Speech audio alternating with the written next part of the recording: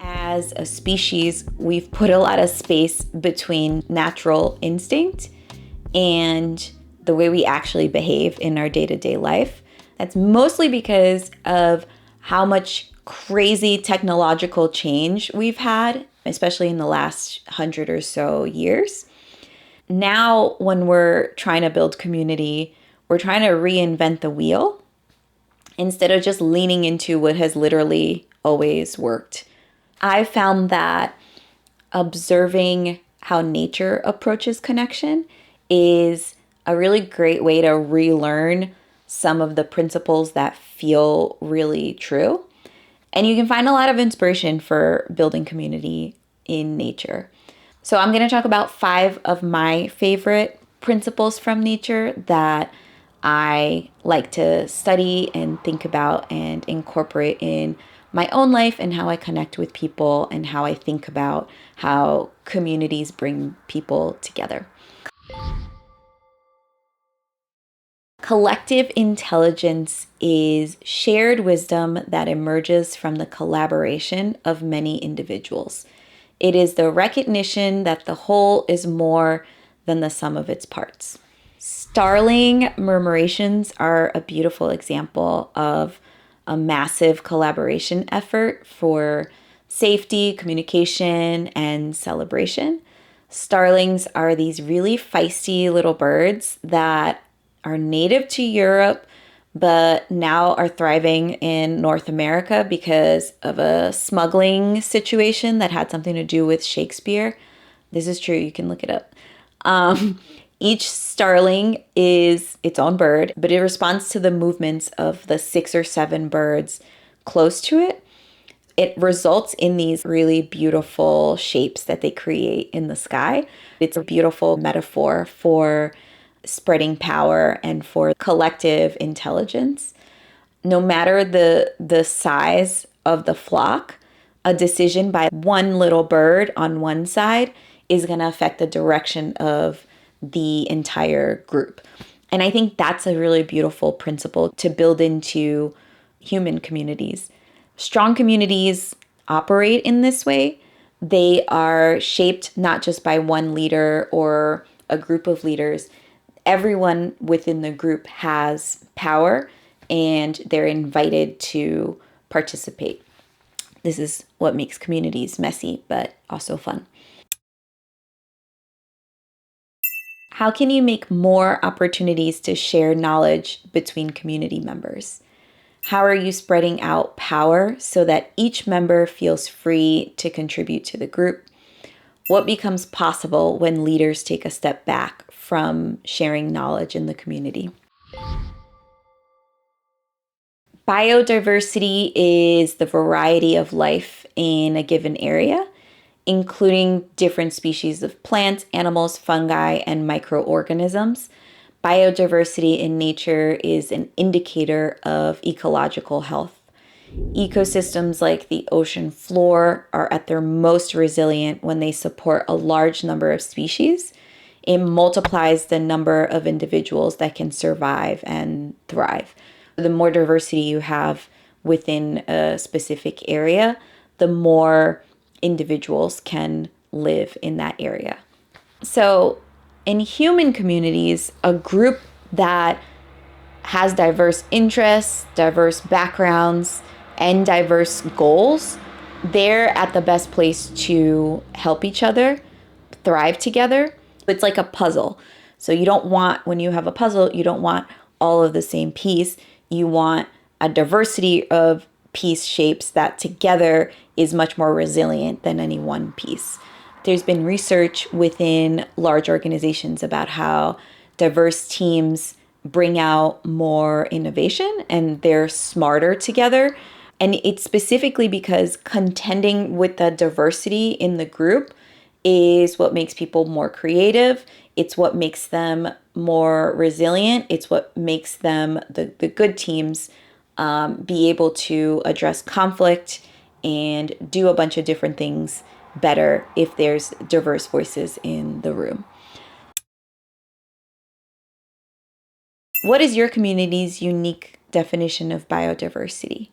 How can we reframe our affinity so that it's based on a common journey more than just a common identity? Who are the members that least feel like they belong? And how can we create an environment where they do? Rituals are routines elevated by creativity, driven by intention, and imbued with meaning. Part of that definition comes from Esther Perel. I've always found it really beautiful how elephants observe rituals like grieving and family reunions. It's a way to process collective experiences or sometimes individual experiences.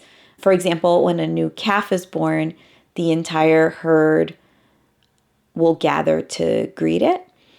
Marking these important milestones together really helps the herd grow closer. I think often as busy humans, we need to be reminded of the value of marking important things with rituals.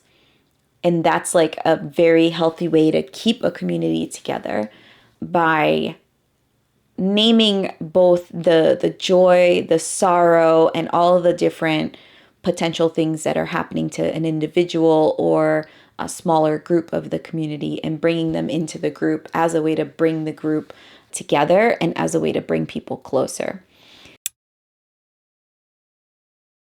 What are the key experiences that repeat in this community? Are there ways for the community to ritualize member joy and sorrow? And how can you add more creativity, meaning, and intention to milestones your people have within the community? Mutualism is an interaction between species where each species has a net benefit. Hummingbirds are fed by flowers. Flowers need hummingbirds to pollinate and reproduce. Both the hummingbirds and the flowers have evolved towards each other. So when you're leading a community, an online community, an in-person craft circle, a book club, your group of friends, like whatever it might be, your job is to architect what some of those connections between members might be, and then not necessarily make them happen, but invite them to happen. So you create the conditions where they're more likely to happen. So partnerships that are mutually beneficial, they're going to leave both sides better off. Relationships should, on average, meet our own needs and the needs of the other person. Are there opportunities to cross-pollinate disparate groups within the community? When encouraging one-on-one connections, how can you make more explicit what the connection might generate for each person? Are partnerships between members something you celebrate and encourage? Emergence is the process of complex pattern formation from basic parts. It's when simple parts come together and create something more complex than any one of them could on their own. So one termite is a pretty simple organism, but together they build highways, farms, they can regulate the temperature of their colony. It's like they're one super organism when they come together. They build these like really big domes and really big colonies in certain parts of the world. And they literally cultivate and harvest fungus inside these big ass houses. Like they're little creepy tiny farmers. I think they're so cool. When you build a community of termites or humans, the thing to reflect on is that a group is ideally driven by a clear vision for the world that they want to live in and the values that get them there. So within that vision, each member should have the autonomy to act in the group's best interest. And that's how emergence happens. It's when if you can align on the vision that you're moving towards and the values that you're going to use to get to that vision, then everyone can have the freedom and the autonomy to act in the best interest of the group. The result is something that couldn't have been done by any individual, but required each individual's contribution for success. What is the vision of the world that you and your community can agree on? What are the experiences, vibes, and behaviors you want to encourage as the community grows? And what are the ways you can scale leadership within the community? The lesson about community building that I learned over and over again is that building community is much more about relearning what we already know about connection than it is about hacks or trends or tactics or anything like that. Nature is a good place to go when you want to get inspired about connection. The question I want to leave you with is, think about the challenge or the question that you're facing now in the community that you're leading. And what would nature tell you about how to solve it? How would you solve it if you were a tree or a mushroom or an elephant or a termite? Because we are nature, we're just a little too rational for our own good sometimes.